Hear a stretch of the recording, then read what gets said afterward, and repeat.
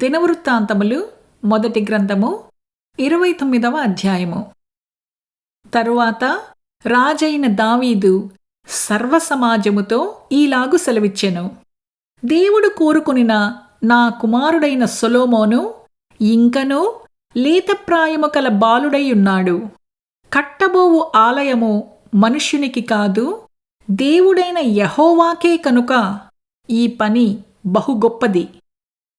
నేను బహుగా ప్రయాసపడి నా దేవుని మందిరమునకు కావలసిన బంగారపు పనికి బంగారమును, వెండి పనికి వెండిని, ఇత్తడి పనికి ఇత్తడిని, ఇనుప పనికి ఇనుమును, కర్ర పనికి కర్రలను, గోమేదికపు రాళ్లను, చెక్కుడు రాళ్లను, వింతైన వర్ణములు కల పలువిధముల రాళ్లను, మిక్కిలి వెలగల నానావిధ రత్నములను, తెల్ల చలువరాయి విశేషముగా సంపాదించితిని.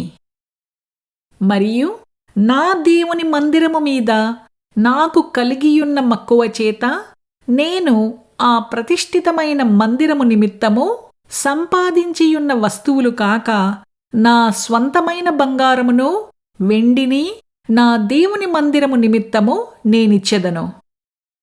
గదుల గోడల రేకుమూతకును, బంగారపు పనికి బంగారమును, వెండి పనికి వెండిని, పనివారు చేయు ప్రతివిధమైన పనికి 6,000 మణుగుల ఓఫీరు బంగారమును, 14,000 మణుగుల పుటము వేయబడిన వెండిని ఇచ్చుచున్నాను.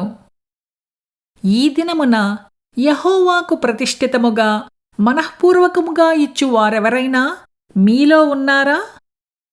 అప్పుడు పితరుల ఇండ్లకు అధిపతులును, ఇశ్రాయేలీయుల గోత్రపు అధిపతులును, సహస్రాధిపతులును, శతాధిపతులును, రాజు పనిమీద నియమింపబడిన అధిపతులును కలిసి మనఃపూర్వకముగా దేవుని మందిరపు పనికి 10,000 మణుగుల బంగారమును, 20,000 మణుగుల బంగారపు ద్రాములను, 20,000 మణుగుల వెండిని, 36,000 మణుగుల ఇత్తడిని, 2,00,000 మణుగుల ఇనుమును ఇచ్చిరి.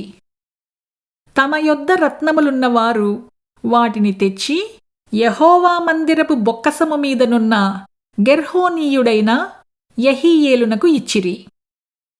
వారు పూర్ణ మనస్సుతో యెహోవాకు ఇచ్చియుండిరి కనుక వారు అలాగు మనఃపూర్వకముగా ఇచ్చినందుకు జనులు సంతోషపడిరి.